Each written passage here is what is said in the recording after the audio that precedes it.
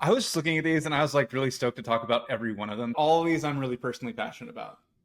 That is the best possible. Well, let's get started with this. Here's my compelling first visual. Okay. These are the release notes for May 2025 for RivalFlow and SpyFu. If you want to just skip to the SpyFu part, go to the 4-minute mark. First, we upgraded RivalFlow from GPT 4.0 to 4.1, and it delivers what AI writing has been promising. Output that sounds like you. Here's why it matters. At RivalFlow, we specifically say, look, every blog article actually is written in a slightly different voice. You know, some people, you're not always writing in the exact same voice. Every article has its own, or every page has its own sort of micro voice, And so we actually hone in and try to actually match paragraph for paragraph, making it so that everything blends perfectly. So that kind of was working in 4.0, certainly was not working in 3.5 or 4, and was working a little bit better in 4.0, but now it works way better in 4.1. When you're the author of the content, it's very obvious. One place this tone matching really shines: partially answered questions. We finally nailed how to make those edits feel like they belong. The main difference here is that so partially answered questions they always expanded on your answer. So the idea is that you're already answering this. We're just going to make it a bit more, we're going to fill in the gaps in your partial answer. You partially answered it, your competitor answered it more completely. We're going to blend that in. So the main thing where the place that could go wrong wasn't so much in blending the content with the existing answer, but blending it into what came after and what came before. So we basically are now saying, well, let's look at the overall context of this page and understand what came before it and what came after it, and then blend it together so that the whole thing flows right into the next section. It might foreshadow what's coming next or refer to what came before the question overall. The thing about the partially answered questions, they're generally they're more complicated for the customer to place within their content, or when they take a recommendation, trying to find where they go.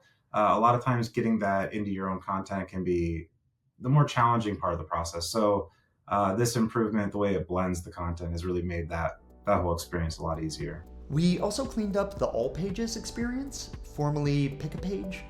Now it loads faster, feels smoother, and just makes more sense. We brought the recommendation up a level. So now when you're going through and shopping through your pages, we can provide the recommendation right there before you make any commitments.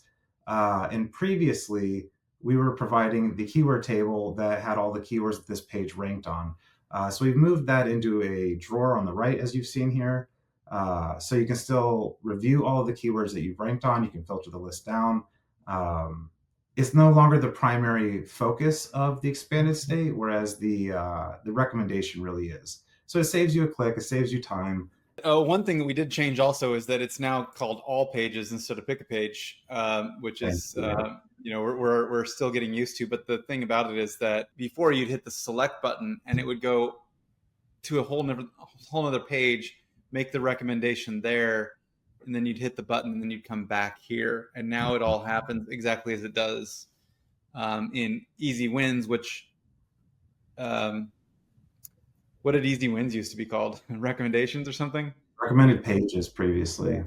We made a little bit of a change. And over at SpyFu, we brought back a classic, the traffic share pie chart. We had a couple of customers when we retired Recon files that came in and they're like, hey, the thing that I really love to show to my customers is this traffic share pie chart, and everything that's in Recon files is now in SpyFu, but maybe I don't know what you would say, 10,000 times faster. Doesn't take an hour to generate, but it takes half a second, right? So,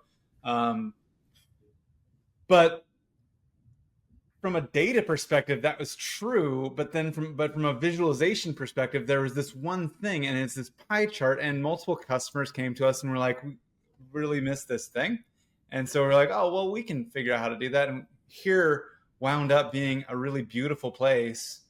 I didn't realize that how useful it was until I put in SpyFu, until I put in our own website. And then I was like, oh, well, that's really nice to see.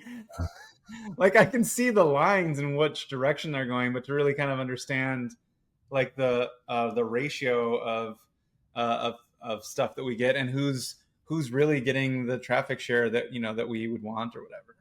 And when you export to PDF, a lot of times charts are more useful when they're interactive and you have hover states. This translates well to a PDF, the pie chart does. So if you're handing this off to a client, it's very easy to interpret literally the traffic share by just glancing at this particular chart versus the line chart.